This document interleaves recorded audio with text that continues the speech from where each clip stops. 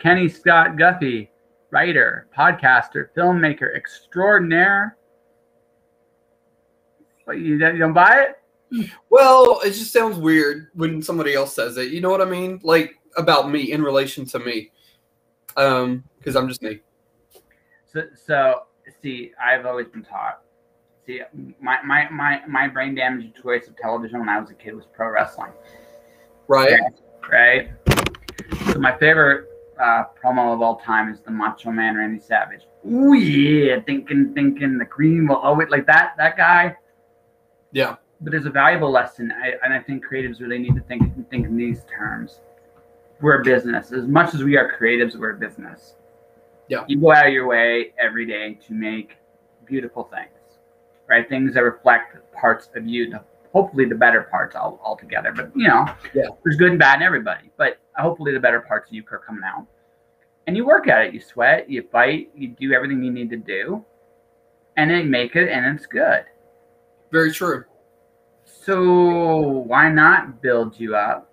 Because, you did make the stuff. Now again, it doesn't mean you're perfect. It doesn't mean you don't put on pants one leg at a time. It doesn't mean you don't have your days where it's like, oh, God, why did I get up?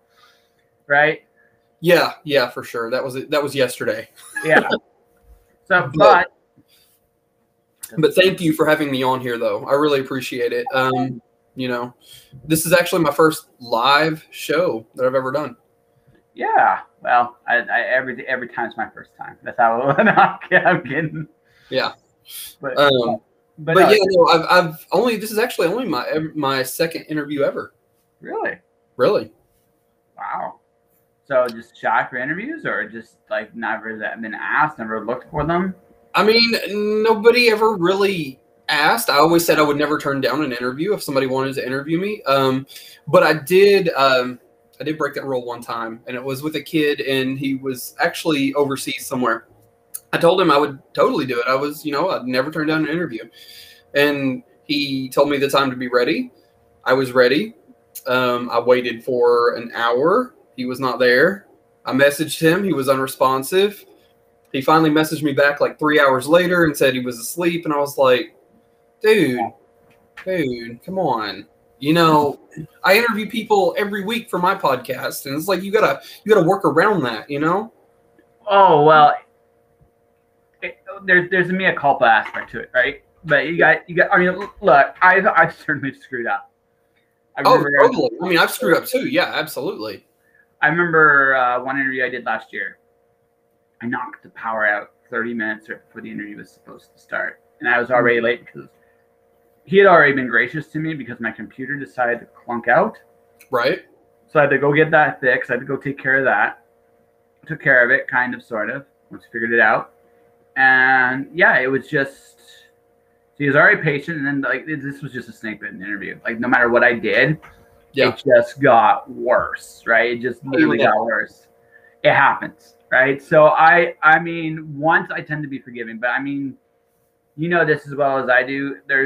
When you're the one doing the interview, you tend to be a bit more, you have to be a bit more forgiving than the person being interviewed has to be, right? Because, sometimes.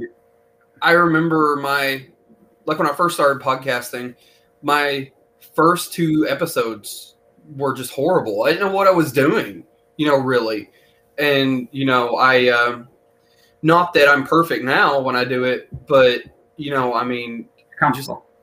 I'm more comfortable now doing it, because I've never talked to a famous person before I did that. Well, I take that back. I talked to a couple famous people, but not like for a project like that, And so I was really nervous, but then also, too, the audio was terrible. The first 2 episodes, it was just bad. It was just really bad.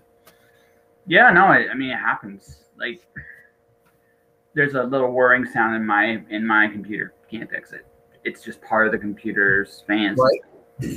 Can't fix it.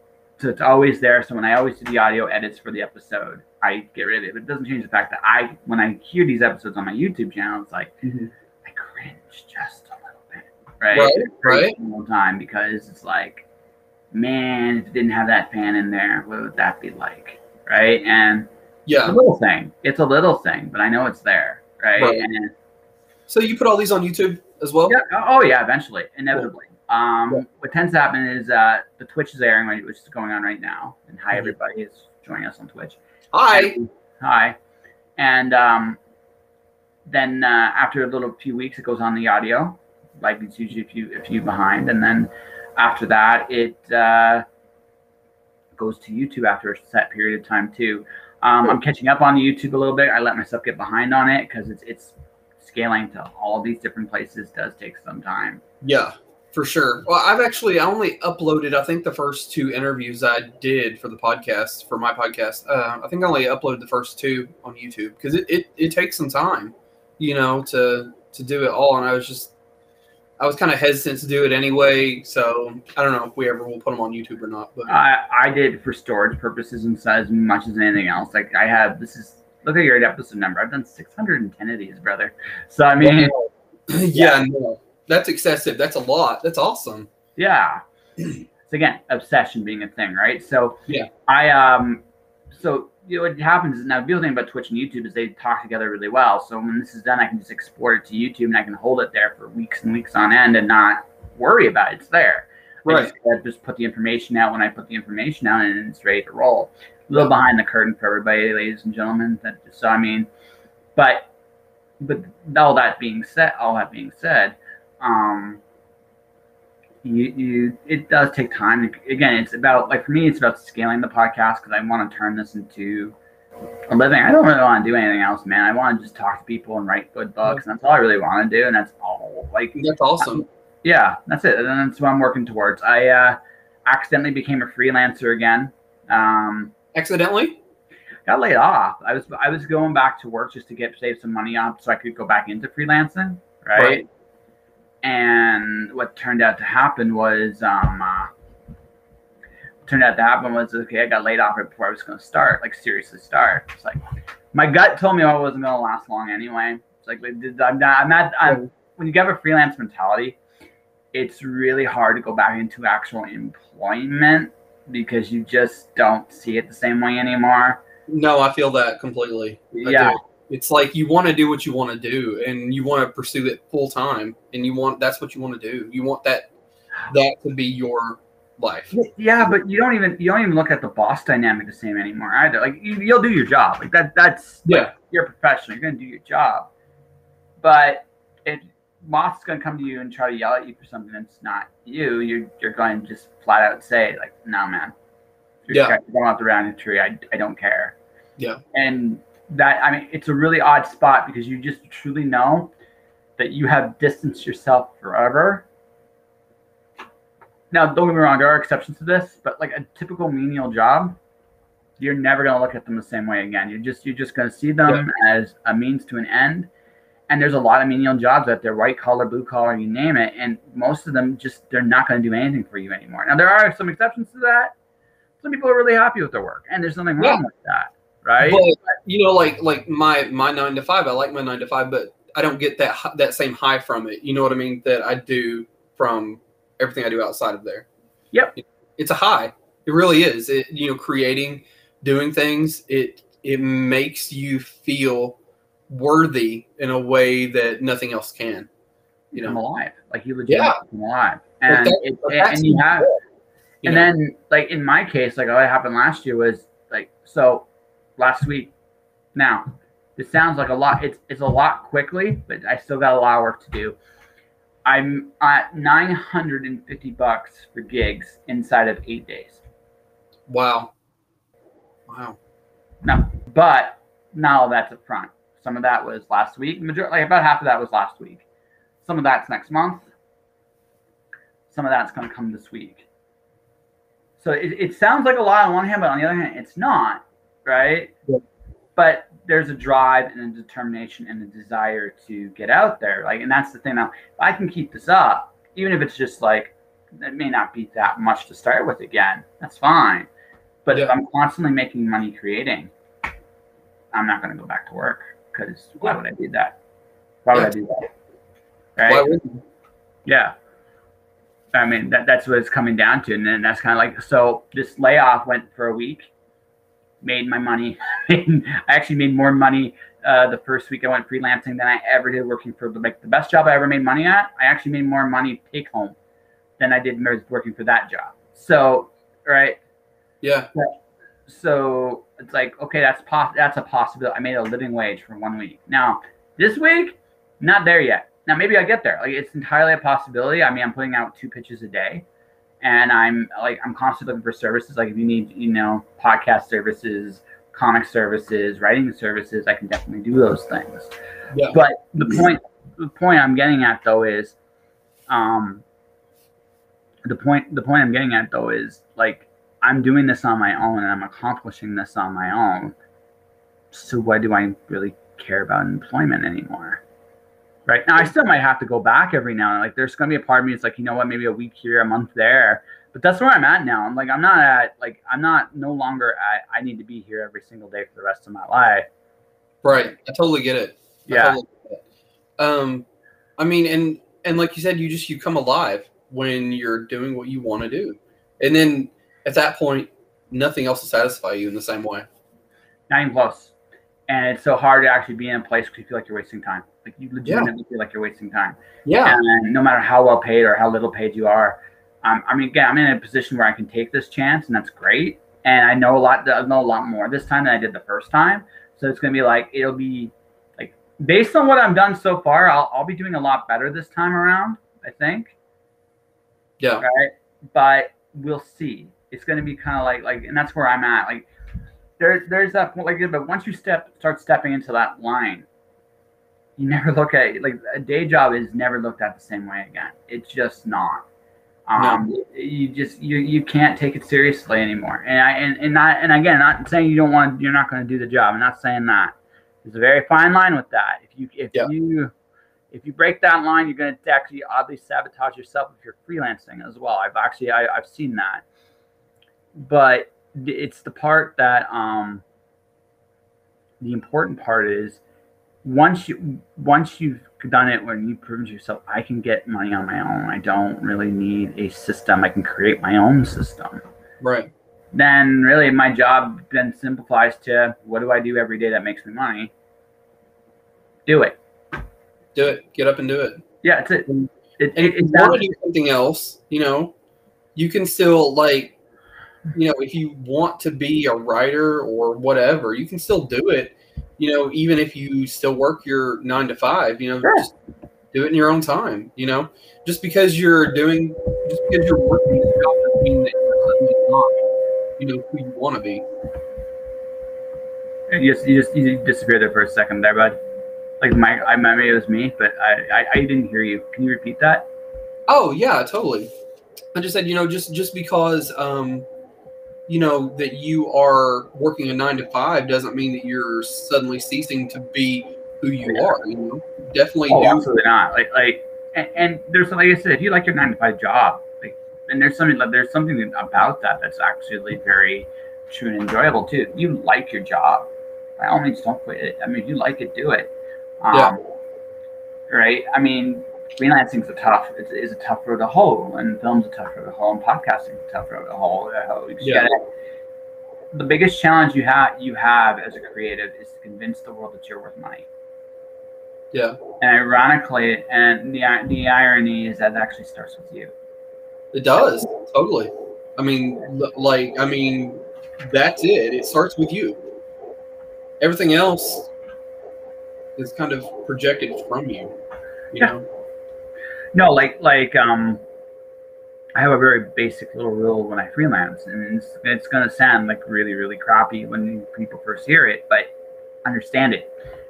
I don't do any of my services, any of them. I do not do them for free anymore. Anything. And the reason, and they can be like a teeny tiny thing too. I had a friend, and I'm a client, right? She's gonna be a client this week, and I'm gonna do a little job for her. I'm actually gonna contact her soon when I'm gonna actually get the rolling. But the thing of it was, she really liked that. Like, they did a big article for the magazine that she represents, and she likes it. She wants me to do more work. She wanted me to edit a small little press release, and I'm like, $50. Sounds really, really, really like like on hands, like, why would you do that? Seriously, don't do it for free. Yeah, absolutely. No, you can't. But it's not ironically for the money. This is the thing a lot of people don't understand. It's not about the money in the sense that people think it's not about me making as much as I can. I do want to make a living doing it, don't get me wrong. But what it comes down to is it's respect. A lot of times when you offer a service, there's a reason why price points are set at certain points for a reason. It costs to get you to film something for somebody, even if it's a franchise you love. You're going to have to charge a certain amount no matter what. Right. Because it's not that you don't want to do it. It's not that you wouldn't even be excited to do it, and you wouldn't do this for free. But the thing is, we have this really weird concept as a species, is that the money you make is equals the respect you're worth by everybody else. And you want a good example of that? Go to a fast food restaurant. Those people work their asses off. They do. They work their asses off. They are paid nothing and are treated like nothing as a result. Yeah. If they were actually paid a wage, they would be a lot more respected. They're not. Freelancers have to make the same approach. You have to look at what you feel you're worth, and you have to fight for it. The more you make, ironically in this business, the more you're respected. That's how it works. It's right. And probably the best example of that in the creative industry is the movie industry. The movie industry, you want to figure out what movies going to likely get made, look at how much money it costs to make the movie. If a studio bites for X amount of dollars, they are going to make that movie.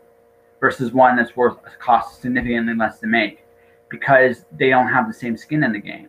If I'm going to put $200 million into a film versus $20 million into a film, and this is the money you're dealing with, well, if it's $20 million, yeah, it's cheaper to make, but you don't care if you make it. It doesn't need to clear any hurdles for you to make money. $200 million, well, now you give a crap. I'm going to do the best I can because I want to make sure that I make my money back and then some with this movie. Totally. Right? Yeah. That's the industry. And that's the creative industry in a nutshell. What you feel you are fighting almost all the time for what you feel you're worth. And you have to fight for it. But when you get it, you can't go lower. So right. That's why you cannot you have to know you can't do it for free. It's not ironically because of the money, it's because of the respect. People, when it's given to them, don't see the value into it. When people have to pay or fight or earn it, they have to respect it. It's a weird thing, but it's how it works. Totally. I get it though. I really do. I mean, there's an old saying that, someone asks you what you do to determine the level of respect to give you. Forgot who said it, but it's true. It's true. No, it's absolutely true. Like you have to. That's how you gotta look at it. It's not about the again, it's not about the actual amount of money. This is a weird irony. It really isn't. It's about what that money commands, which is the respect of the person you're working for.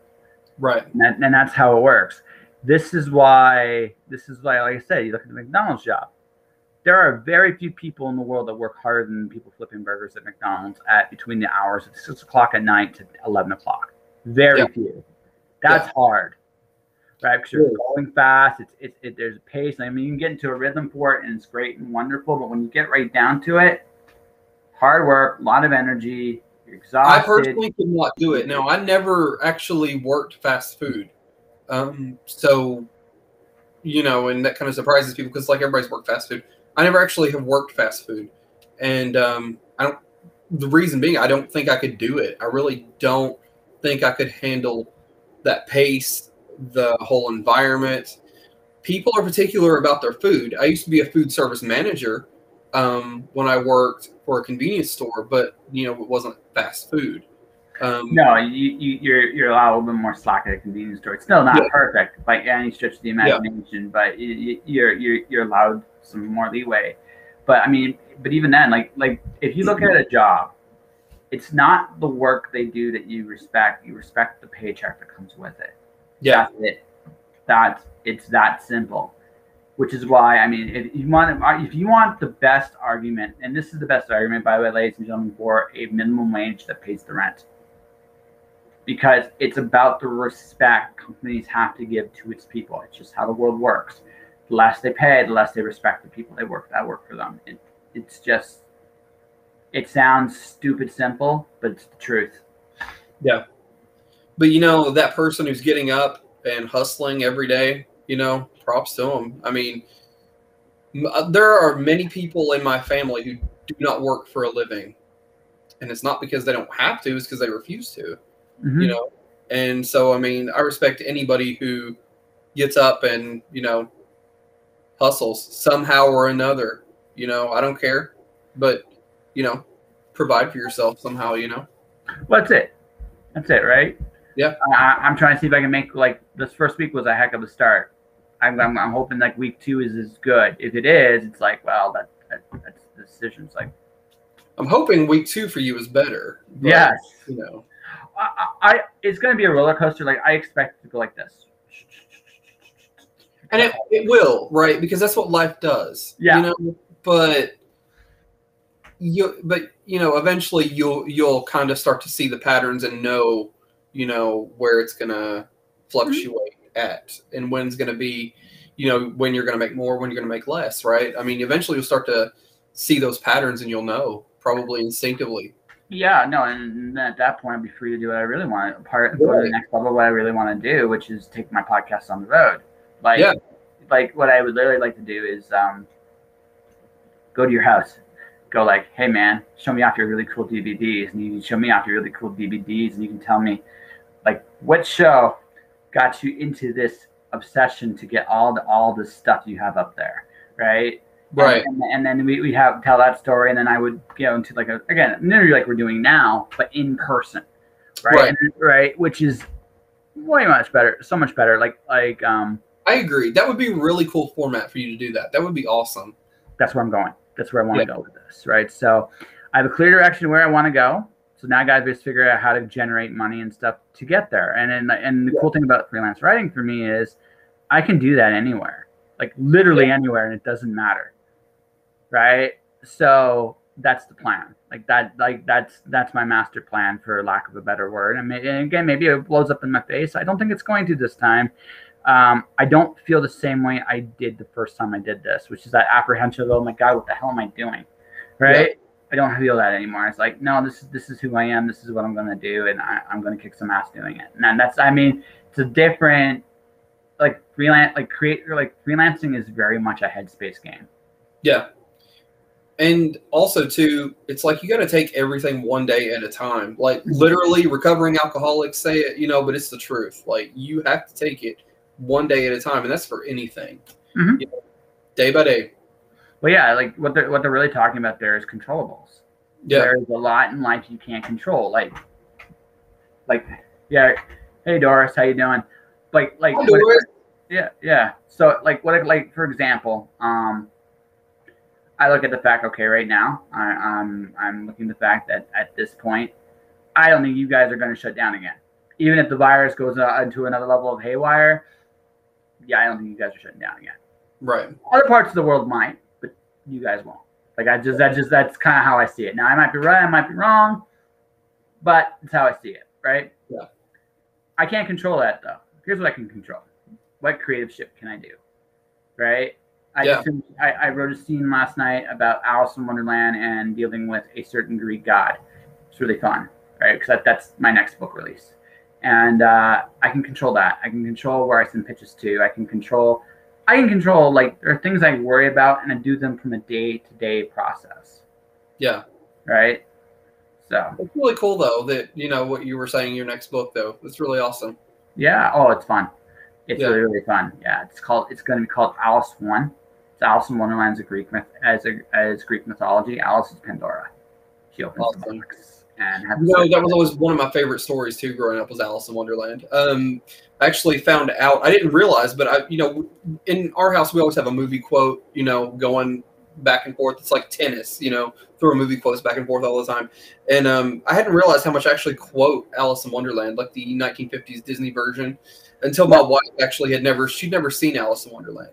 And I had her watch it, and we finished it, and she's like, you quote like 98% of this movie all the time. And I'm like, yeah, evidently I do. I hadn't noticed, but I do.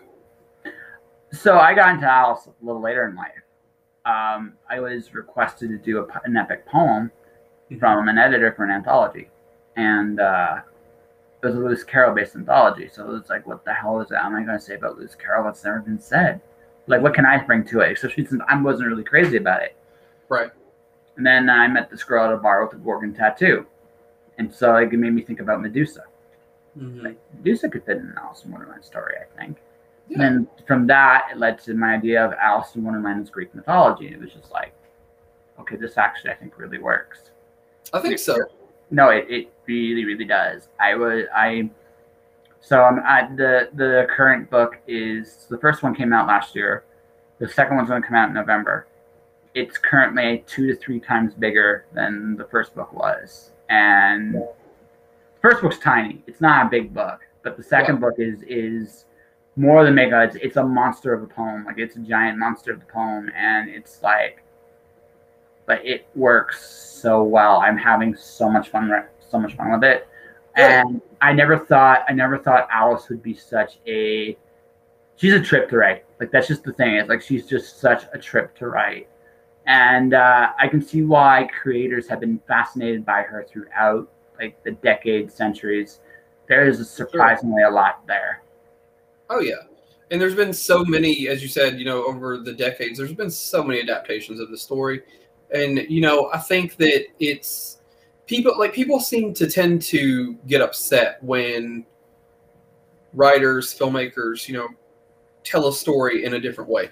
I'm the opposite. I love that. I think that everybody should tell it, in something like, say, Alice in Wonderland, it kind of belongs to all of us, right? Yeah. Tell it yourself. You tell your version. I'll tell mine, and let's enjoy them all. But I mean, if you go to the big giant meta aspect of telling stories, we're all essentially telling the same stories. Oh yeah. Right, all of us. What we bring to the table is ourselves. Yeah. That's it. Like, that's what we do. So it really doesn't matter if my main character is Alice in Wonderland. Doesn't matter. What do I bring to Alice that's different than somebody that told Alice before? You will totally, bring something different than what Lewis Carroll brought. And, absolutely. Obviously, right? And Disney, Sci-Fi Channel did Alice, the miniseries several years ago. There's been so many adaptations, and I think it's great.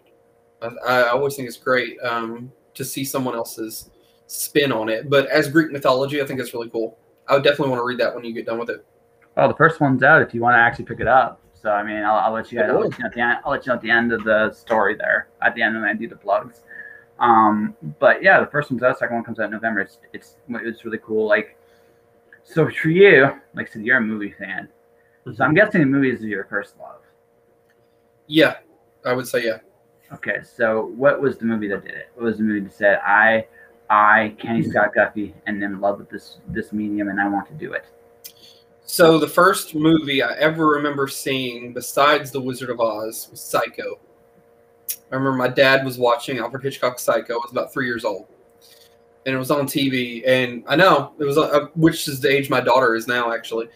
And I just remember that shower scene, right? And I remember commenting that Janet Leigh wasn't dead because her eyes were open, because I was only 3, right? Or 4, however old I was. I was very, very young. And that movie, for some reason, just that left such an impact on me when my dad explained to me that, it wasn't real. It was filmmaking. None of it was real. And it kind of just left an impression on me. And I wanted to, make movies someday, when I became a really big movie fan. And actually, when it came time to name our daughter, I named her Delilah because I always loved that name. It was my favorite biblical story was Samson and Delilah, but then also the name Delilah being an homage to Lila Crane, the character played by Vera Miles in Psycho. So it's kind of an homage to that film. So that was Ah. it. So basically, I found that like Hitchcock is a master of. One of the things, a buddy of mine, he's a filmmaker in Ireland. I know a buddy who's dead, so he does. And one of the things he talked about was that the language of cinema, by and large, today is dead. Because when you look at what Hitchcock and some of the other classic directors, did, I mean, they understood how film talked to the audience. And like Psycho is not Hitchcock's most interesting movie. It's definitely not. And I mean, I if I had to pick a favorite of Hitchcock, it still wouldn't be Psycho. One of my favorites would probably be The Birds, because I hate birds, you know, and so I totally feed into that fear of, I'm not afraid of them, but I hate them. I hate. Thank you, Doris. Thank you. Yes. Thank you. Yes. Hate birds. So I love The Birds. Dial M for Murder is a good one. Rope. He's got a lot of good films, but Psycho seems to be the one that everybody references. But and even Alfred Hitchcock Presents, was a fantastic series. I loved it. Yeah. Which on that, just a little footnote, I want to say that I'm actually friends with Vera Miles' grandson Jordan. He's an artist, and he and I send each other like pictures of sunsets and cool things in nature and whatnot, and it's pretty cool. So. Small world. It really is, right? It is. I reached out to him to come on the podcast to talk about growing up being literally part of the Psycho legacy. And he told me his grandmother was actually, she's still alive, by the way. She's 90 something. She's actually about to have her birthday next month, but he said she's a very private person. She doesn't really talk about her career. She doesn't do interviews anymore. And he wanted to respect that in her. He said, if you want to have me on the podcast to talk about my career, I'm all for it. And I was definitely for it. He's been on twice now, and he's a pretty good guy. I love Jordan. He's awesome. That's the cool thing about podcasting is the people you meet. Because it definitely, they constantly surprise you. It's like, wow, this person's really cool. I can't wait to be friends with this person. And totally. Yeah, and it's not always the people you expect. Sometimes it's people that are just starting into the business that are really, really cool, and you can just see how awesome. But I think the really cool thing is when you have those really human moments with people you admire and respect. Like my personal favorite, one of my personal favorite recent stories is there's an author by the name of Fonda Lee, really cool author. She does some really good books, and she's a Ninja Turtles fan. And so Batman Teenage Mutant Ninja Turtles is a really good crossover. She didn't know it existed until I showed it to her. So it's like I was like basically her enabler for that book series, right? It's like, that's cool. When I was growing up, look, those two things were just epic for me. I mean, I never missed an episode of Batman the Animated Series or Ninja Turtles. Never missed it ever. The crossovers, like it's everything. Like when comic book crossovers are good. Like that's what you get is books like that, because all of the Batman Ninja Turtle stuff was fun, so much fun, and James Tynion and Freddie Williams did a really fun job with that book, with all three of those books. They did a homage to they did the classic what you expected stuff in the first one. In the second one, they did a really fun little story with Donatello and Bane, which I thought was really, really fun. And then they did a homage to Crisis on Infinite Earths for the third and final one. It was like, okay, you went to the big time, but it was freaking cool. And it's like, this is like legit one of the best Batman stories I've ever read. Never mind Ninja Turtles, but it's like, wow, this is like literally one, like it's in my top 5 Batman stories. And it's like, never would have expected that from a crossover, but they captured the essence of the characters so well, right? And I mean, we were talking earlier about properties being retold over and over. I mean, comics is probably the ultimate example of that. Take a character and kind of retell it in their own way. Cinematically, who's your favorite Batman? Just Batman, I'd have to say the most recent one. Can't remember his name off the top of my head right now. Ben Affleck? No, not Ben Affleck. Previous. The Batman. Nolan, yeah. Christian Bale. Yeah. He did a really good job with. He got both Bruce Wayne and Batman. I think Michael Keaton's a better Bruce Wayne, but he wasn't as good at Batman. And I thought that, Michael's a great one, Doris. Like I think as Bruce Wayne, he's better. My straight up opinion. But I think for both sides of the character, for like Batman and Bruce Wayne, Bale did a phenomenal job. Ben Affleck, nah, I'm not against it, but I'm not like, I could take it or leave it and I wouldn't notice, right? Val Kilmer was a fun Batman. I think Val Kilmer was actually surprisingly fun Batman for a very silly movie. And George Clooney, just bless his heart, God, was that movie terrible. Right? That movie was bad, but bless his heart, he tried. Like it wasn't his fault. No, my one of my best friends, my mentor, Trevor Lesueur, he's an actor. It was on Sabrina the Teenage Witch.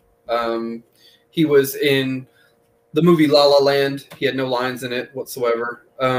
He's been in a lot of stuff, but he did a movie with Adam West in like 96 or so, 96 or 7. And he said the greatest compliment that he ever got was from Adam West when he said, Adam took him aside and said, Trevor, in that Adam West voice, he said, Trevor, you would have made a perfect Robin. And that was the best compliment that he ever got. And I'm like, I can only imagine getting that compliment from Adam West, from Batman telling you've been the perfect Robin. Here's the thing about Adam West. If you go look at the character of Batman and look at how, and you look at what Adam West portrayed, not the same. However, this is what I will give Adam West. He made the character his own, and he had fun. He was having fun. Like you could look at that kid show, Burt Ward, all those guys. Like my personal favorite was the actor who played the Riddler, right? Because he had such a hit with that character. You could tell he was having fun. Who it was though, and I'm drawing a blank. Yeah, but it was the same guy whole run of the show. And every time he came on, you could tell like he could be this mean villain on the one hand, but he could be this zany over time. And he was having you could tell he was just so much fun having so much fun with the character. And all those acts, Burgess Meredith, everybody knows him from Mickey from Rocky. That dude's a classically trained, amazing actor. 100%. And he had some great Twilight Zone episodes too, in addition to not just his filmography, but I mean, he was in some pretty classic Twilight Zones. Yeah, so I mean, and he was just playing a kid's villain and having fun and getting paid well to do it, right? The Joker, same thing, right? I mean, some of the regular villains, they were goofing off. And they were, and that's the thing. Like that show, the reason why people will watch that show, it's like, okay, it's goofy, it's corny, it's got a lot. There's a lot. It doesn't age exactly well, but it's such a unique flavor of ice cream in the entire Batman mythos. It stands out because no one's tried anything like it since. So that's why Adam West, although he's not my favorite Batman, I can see why he's people's favorite Batman because he owned it, right? It's like Ian McDiarmid with the Emperor. Yeah, it was. It's over the top, but I get to be this evil character and I can have fun with it and I can do all this over the top stuff because I'm Ian freaking McDiarmid, right? Thanks, Tiffy. Thank you very much, Frank Gorshin. That's a great because that's a Is that my wife? What? Is that my wife? I don't know. It's a Tiffy. Are you Kenny's wife? Waiting for a response here. Yeah. Could be. Maybe. Okay. May not be. I don't know. Okay, that's a cool. Well, welcome to the show, Tiffy. It is. Welcome to the show, Tiffy. Awesome. Yeah. Welcome to the show. My name's Josh. Hi, Tiffany. Yeah. I've been torturing your husband for a half hour now. It's been kind of fun. It's been enjoyable though. Yeah. Now, like, I grew up watching Adam West as well. Like after school, it was always on at like 4:30 or something. Yeah. And it was just it was fun, but you definitely do get the essence now as an adult. Oh, it's definitely made for children. But at the time when I was a kid, I'm like, this show's badass, Yeah. It's like it's a badass show, like. But you know what? But there's still a lot of adults like us that will smile when we see it because it's silly, it's over the top, but it's nostalgia. But it's also again, you can look at it and appreciate it. Like sometimes you will go in and you will watch people perform a piece, a part, and they're doing their job and they're professional. And sometimes it's just they're not having, but you can tell they're not having fun. It's a job, right? And there's nothing wrong with that. There are just some parts. There are some parts. Hey, I'm the manipulative, evil person that's going to get their comeuppance. Cool. I'll try to make it mine, whatever that is. Then sometimes it's like, oh my God, they're gonna let me like fire this bazooka with shoot stupid shit out of it, and I'm getting paid for this. This is cool. I'm like a kid at recess, and it depends on the director, it depends on the set to some degree too. But when you're doing a goofy kids show, and the directors, and you're doing it every week for like the show is on for like 4 or 5 years, right? So right, something like that. Yeah. So for 4 years of your life, you're on the set. You're dressed up like like this obnoxious looking bat, and poor Burt Ward. Like that costume is just like right. Like you look at that, it's like wow. It's like wow, and that's all you can really say looking back about that. It's like wow. And it's still, I would say, is not as bad as the costuming in Batman and Robin, though. Agree or disagree? In Batman and Robin, there are I'm debating this. I think the Robin is actually better in Batman and Robin than Burt Ward. This is one of those that's one of those situations where this is the situation there. Batman and Robin is just bad because it tried to homage this show. Try to keep like Schumacher was a fan of the early show. You could tell based on what he was going for. The problem was he was trying to have his cake and eat it too. Right? In that he was trying to create some kind of serious undertone on top of it, and right, the bat nipples were amazing. They were amazing, Tiff. Bat nipples and bat butt. Okay, I mean everything. I mean, listen, Val Kilmer got a lot of money to show his ass. Okay, I mean, no, don't knock a guy for making a living. Okay, that's how I look at it. Right? He has filmed a documentary. Have you seen that? No, I have not. Like he filmed it. He shot it himself. I don't know how. I haven't looked into it that deeply, but it comes out soon. But he filmed it himself, a documentary about his career. I don't know. Comes out soon. So my favorite, like, if you want to talk about like movies that felt like self-reflective, and this is a movie that's going to surprise people when I say it. JCVD. Jean-Claude Van Damme did a movie called JCVD. Mm-hmm. It's actually good. Awesome. I actually didn't know that. Yeah, it's Jean-Claude Van Damme at kind of the end of his rope, and Tombstone is a good one, Doris. Very good one. No, Tombstone's fantastic. Like classic. It's probably the last truly classic Western. For some reason, that movie's always on TV around here at Christmas time, and I don't know why. I don't get that. Like I just don't understand it. Like it's not a Christmas movie, right? It might be the John Wayne Hondo effect. Because John Wayne's got like it was a Married with Children joke that John Wayne had this movie called Hondo. It would come out like once in a blue, but it always shows up also around Christmas time when it does show up. Yeah. Right. Yeah. It's fun to watch TV more. Fair enough, Doris. I don't watch TV anymore. I am no longer cool. I try. I really do, but I don't have an attention span anymore. I really don't. No, I do. It's just I'm right when this is over. Like okay, today I released it. Doris was a guest on my show, so when it released, mm-hmm. And I put that up today. I pitch, and I got an essay to write. I also did some podcast work for a client.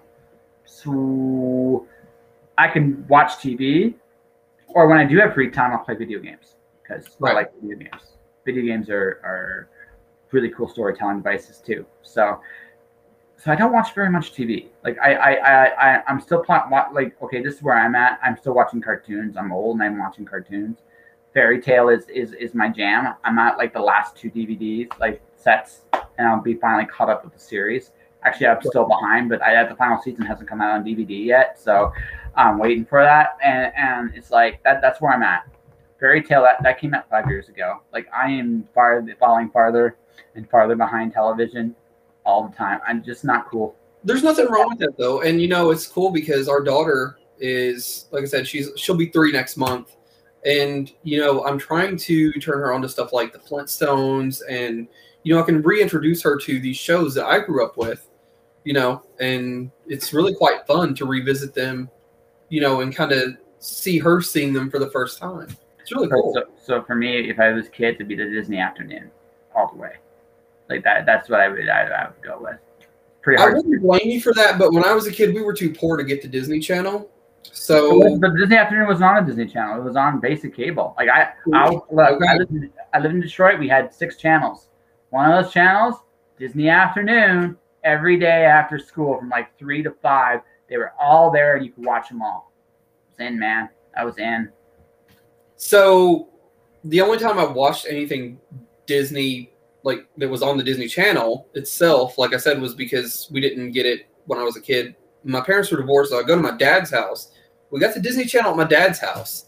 Loved going there because I could watch, Aladdin the animated series and all my shows, that I, loved. I loved it, and but yeah, I don't recall getting to experience. Definitely had to pay for Disney here. Yeah, you did. Yeah, okay, no, it's fair. It's fair. I was in Michigan, Ontario, and Michigan in the summer, Ontario, and Canada in fall, winter, and I'm telling you.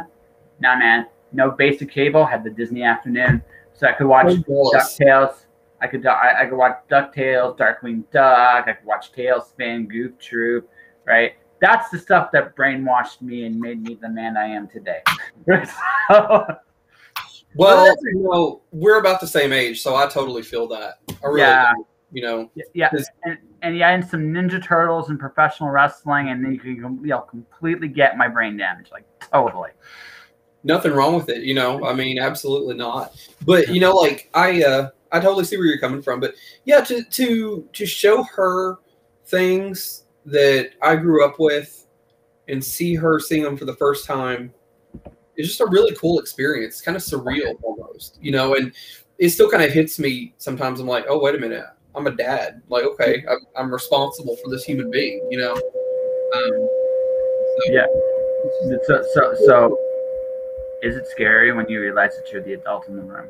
Yes. Yeah, because I don't, not that I don't feel like an adult, but I guess I was just told I was a kid so much growing up, or treated like a kid so much growing up, that it's kind of like, oh, wait a minute, I can do whatever I want, I'm an adult, I'm the grown up now, but yeah, it is kind of weird, I remember when she was like maybe a couple weeks old, if even, I was up late with her and I was holding her, and I was thinking, when I was a kid, I thought my parents knew everything.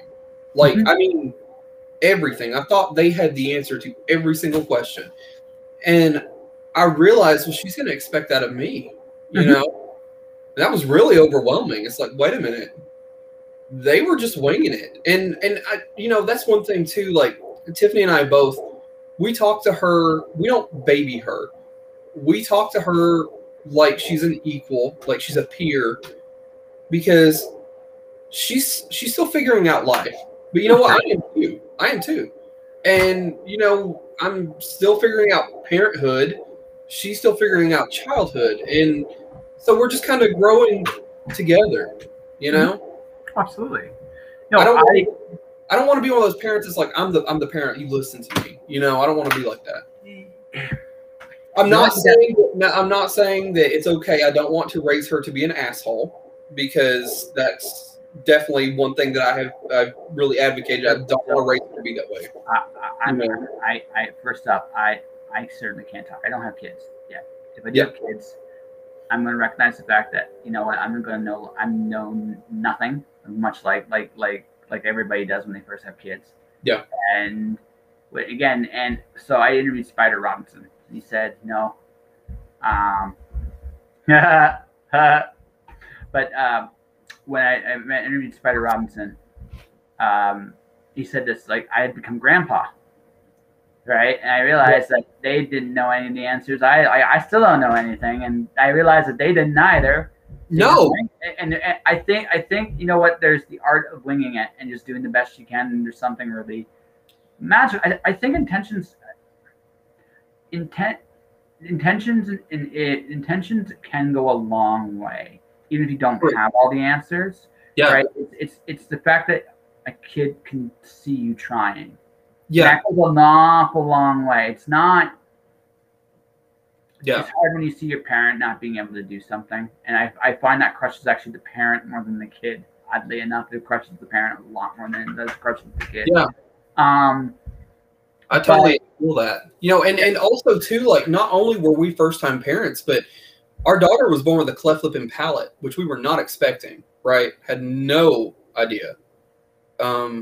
You know, just kind of, you know, the second she was born, they were like, "Did you know she had a cleft?" We're like, "Excuse me, what?" You know, no idea. So not only were we first time parents, we knew nothing, but then we also had to take care of this child who was a little bit different, because she had to have a special bottle and whatnot. You know, we were just totally unprepared for all of that. And, you know, now looking back on it, you know, 3 years later, I'm like, I can't believe we actually got through that, right? I mean, not only did we survive it, but, you know, I mean, she's great. You know, she had 2 corrective surgeries before she was a year old to fix it, and now she's just a normal little girl, you know? Yeah. You know, and she owns you. That's cool. That's the way it should be. Yeah. Totally. That's the way it should be. That was when I started writing my book, was when I was up with her, because we were taking turns sleeping, actually. And, you know, I was up, you know, doing my late night with her, and I started just writing in my phone, in my notepad on my phone, and just typing about what had happened over the past week. And I'm like, I'd written a lot. I'm like, okay, I've got enough for almost a chapter here. Maybe I should just keep writing. And so I did, you know, and I ended up, you know, publishing my book, For Delilah, published it last August, actually. And yeah. You're on your anniversary coming up. So. Got it here. Woohoo. Maybe so, but Tiff, I know this about, like, guys that will have to admit this, whether they realize, like, they'll tell you this. Little girls, their little girls own them. It's just like, she will be able to get him to do things nobody else will ever get him to do. But but she asked, he'll do it, and that's just the way it is. Now, keep that secret to yourself a little bit, because she might go like, "I want a pony," and he'll like have tears in his eyes and be like, "Oh goddamn, I'm going to do this." I'm supposed to act like a pony's a bad idea. I mean, come on. It's not just a bad idea. Just you're gonna have to feed the thing, man. You said to her the other night, she said, "We're getting Subway for dinner. What kind of sandwich do you want?" And Delilah said, "Macaroni." And Tiffany said, "That's not a sandwich." And she said, "Why?" And I'm like, okay, you're asking valid questions now. That's awesome. Okay, you know, why? Right now we're in the why stage right now. Everything, which is a great. I don't never let that inner child completely go away. It annoys adults. I mean, I find when I ask why today now with some people, it's like, why are you asking why? Because it's like, you know. Doris, actually, though, I Googled. There are macaroni sandwiches. Yes, there is. I Googled. Google macaroni sandwich. It is weird. It is weird. So, a new topic that I've never before talked about on the show: macaroni sandwiches. Macaroni sandwiches. Like, come on. Yeah. Doris says yum. I don't know. Doris, do you Yeah, like? I used to think that there are people that like peanut butter and banana sandwiches. I used to think that was weird. Are they good? Have you ever had one? Yeah, they're actually decent.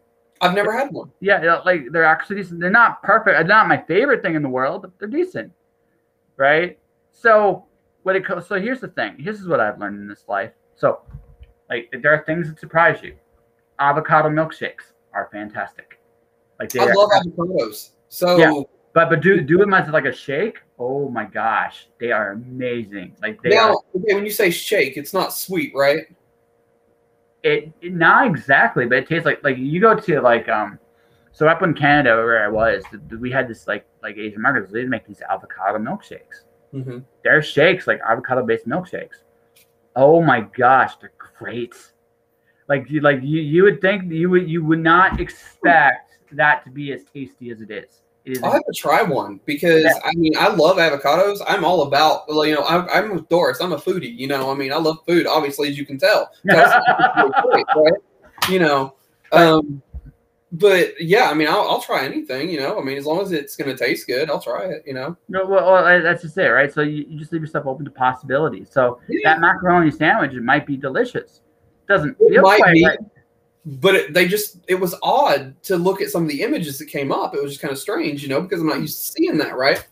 But now, to my question, though, Doris, do you like mac and cheese? I want to know. Doris is on the spot, ladies and gentlemen. So, while I'm waiting on her response, I love mac and cheese. Like, it's my favorite dish. Like, I could eat it 4 or 5 different ways. Yes, but homemade. Mine, which is perfect. Send me some, Doris. We'll send you my address. Send you my address. Never had anyone make it better. Okay, good. So I think you two are friends now. I think so. I think I'm friends with Doris. Yeah. But yeah, no, I love mac and cheese. Like, there's so many different ways you can make it. And I've not really found the wrong way yet. But yeah, I'm always about having some mac and cheese, you know. Any kind of holiday too, I'm like, still gotta have it. Oh, it's Dory? I thought it was Doris. Yeah, it's just the way she puts it. Yeah, but Dory, yeah. Hi, Dory. Yeah. I have a friend that I call him Dory. His name's actually Dallas. He was in a car accident, okay? So after the car accident, he suffered short-term memory loss, like Dory in Finding Dory, Finding Nemo, Finding Dory. So I called him Dory for the longest time because he was having serious short-term memory loss, you know. And so we called him Dory for the longest time after that. It's been about a year now since the accident, but, you know, it's interesting to see somebody going through something like that where it's like they tell you something, but then, like, maybe 10 minutes later, they don't remember they told you. You know, it's kind of... It doesn't register the same way anymore. But he had such the greatest sense of humor about it, you know? I mean, it was great. It really was, because anytime something's going wrong, I always try to see the humor in it. You got to see the humor in any situation, you know? Well, here's the thing about laughter. Laughter is the weapon of rebellion, and its biggest weapon against fear. Because, you know, like everybody talks about, you know, everybody's in the COVID crisis still. And it's terrifying because it can kill people and all this other wonderful fun stuff. It's true. But on the flip side, it's no different than any other disease that has come before. Mm-hmm. So if you find a way to make the fun side of it, like, or find a way to laugh about it in some way by your own mentality, suddenly it's more bearable to deal with. It doesn't scare you anymore, right? And that's the thing, right? It's not. We have made it a policy in life. Like, obviously, you got to treat certain things seriously in the moment, but even in those dark moments, a little laughter can turn the pressure right down. It totally can. And, you know, I mean, and I was just always raised that way, you know, to just find the humor in it. And actually, Joyce DeWitt, the actress, she had a quote once. She said that she had a professor who used to tell his students that if you could hear the sound that exists at the center of the universe, it would be the sound of laughter, because that is the sound that unites us all, right? There's an opening of the heart when people laugh. We're more connected. We all respond to laughter, and so I think that's kind of beautiful. That's always stuck with me. Well, laughter is true rebellion. If you can laugh in the face of whatever's in front of you, you might not win the battle, but you've won the war because it doesn't own you anymore. Because now you're like, I'm myself, and I can deal with it. And if it doesn't work out, that's fine. I've made my peace with it, and that's a very powerful place to be in, and not everybody gets that opportunity to really figure that out. I find life teaches us to not to be fearful and angry fiercely, but to laugh and love quietly, and it's probably the other way around. I don't think you should hide your emotions either way, light or dark, but we definitely know how to handle the negative. We handle the negative ones a lot more often than we handle the positive ones, and too bad, because I think most of us, I mean, especially this last year, could definitely use a lot more laughter. It definitely made it a lot easier for a lot of people. Yeah. Which is why sometimes when I talk to people like offline, it's like, hey, listen, I got a big mouth, and they even gave me an award for it. And just the way I say that, sometimes we'll crack someone out. It's like, hey, that's right, I'm so good at talking, they gave me an award for it. And it's like, okay, I need to shut up sometimes. It's a good way to make fun of yourself too, right? So you have to have a sense of humor about yourself. Absolutely. You have to be able to laugh at yourself. And, I mean, I've discovered that more so since becoming a parent as well, than I ever did before, because I find that, I've lowered my standards significantly, since becoming a parent. Before, I would never consider going into a store with dried vomit on a shirt, but I digress, Yeah, so I had a buddy of mine I used to work with when I was in Calgary. He had 3 daughters. They're all they're teenagers. Mm-hmm. So some days, there's this one coworker of mine. He handled her so well. He's like, "What? 'Cause I have 3 daughters and my wife. I'm with women all the time. I've been spit on. I've been spit on, yelled at, and I forget what the third one was. But I think they had to do with vomit. It's like, and this was just this morning. So there's nothing you can do to me anymore. It's like there's nothing, because I've been through it all, and it was just for breakfast. Right? Yeah, I mean, I've changed diapers in parking lots, and I mean, it's just you just roll with it. Again, it goes back to sense of humor. Just go with the moment and laugh about it. Mm-hmm. I guess that's what I'll leave you with for the day, because it is almost 8, and I have my Night of the Living Dead call that I have to jump on. You do so. Man, I feel we could go another hour. Easy. We definitely can. If you want to have me back on in the future, I don't care to come back on. I think that'd be great. Yeah, But let's get to the plugs. We got some time to do some plugs and stuff like that. So absolutely. Let's do that, and then wrap up the show, and then we'll talk a little bit after, so before your meeting. So you do a podcast, you do movies, and you mentioned your book. What's your most recent release? I'm not talking books. It could be anything. Not book. What do you want to promote here? Because I mean, you do movies, you do podcasts as well. So what's your my book, For Delilah, An Unexpected Journey, is it's my memoir about my life up through the birth of our daughter. I guess as far as the podcast, I would want to promote it as well. Beam Me Up, Scotty. We're on all major streaming platforms. We just finished our 3rd season. We'll be coming back in November for season 4. Trying to think movie wise, we have Reunion from Hell, which will be available soon. Bayview Entertainment bought the distribution rights, and it will be on DVD soon. I know, right? Demolition Man. Look on the bright side. I'm about anywhere from 3 to 9 months away from being able to go stateside and give everybody I know there in the country a high five and a hug. So, what we can do just to make this like a promise down the road, in 2021 at some point, I'll come to your neck of the woods.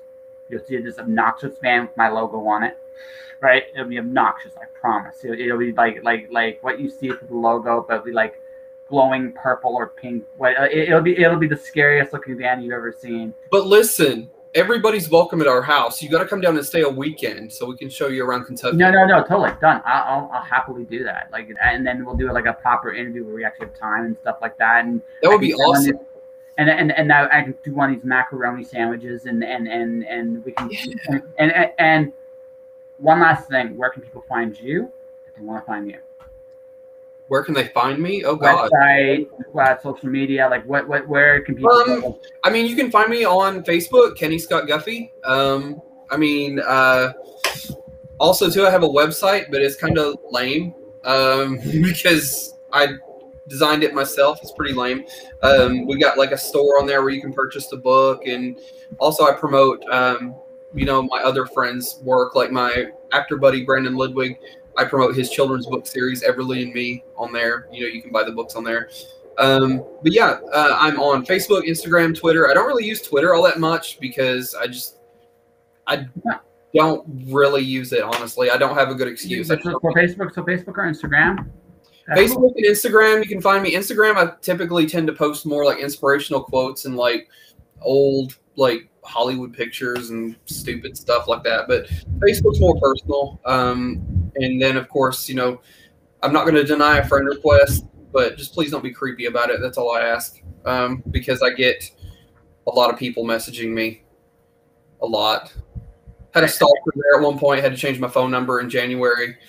Yeah, I haven't quite got to that point yet. I know that point's coming for me soon. It's weird. It's weird. It's so creepy. That's not been a fun aspect. No, but it's part of the fame game, man. Like real quick, we'll wrap up. We're putting ourselves out there, and one of the sad things is like you want to be successful, and you have to become a little famous to do it. And you want a little fame, but you only want a little bit, and you understand now why.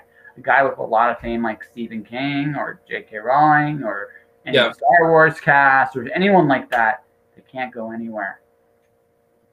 No, I mean, absolutely not. And, that's just been an aspect that's not been too fun, but it's not. I mean, I know that I don't really have a lot of control over it because when my wife told me that I was Googleable, and I did Google which I know everybody's Googleable, but like, I'm really Googleable. Like you Google me, my pictures, my work, everything comes up, and it's just like, kind of like, can I turn it off? No, I guess I can't. Because I want to put my work out there, and so. But that's an extra E in my name. What? You put an extra E in my name. Oh, I'm sorry, bud. You're okay. You spell it like my mom. My mom tries to tell me there's an E there. Our daughter did steal a lemon from E.L. James once. E.L. James, who wrote the 50 Shades of Grey book series. We actually met her, and she had a drink, and she had a lemon wedge in it, and we're talking to her, and Delilah like pops it out of her drink, and I didn't want to have her give it back because I thought that would be kind of gross because she had her baby hands all over it, right? And I didn't want to have her keep it because I thought, well, that's really rude. So it was just a very awkward situation to be in. At that point, you just say, "I'm sorry, I'll buy you another drink." That's the only. I mean, I should have. I didn't think about that, Tiffany. That's what we should have done. We should have bought her another drink. That's what you do. It's the only decent thing you can do, and then you just keep your daughter away from the second drink as much as you can. Yeah, you gotta go. You gotta go. So we gotta wrap this up. But guys, this is Kenny Scott Guffey, podcaster, writer, filmmaker extraordinary. We didn't even get into really serious film stuff this time around, but this was a good little conversation. I loved it. Yeah, I'm almost good at my job. Don't tell anyone. Right. So. Right, but that all said, if you guys like what you see here on my Twitch channel, twitch.tv/justjoshua, click the follow button.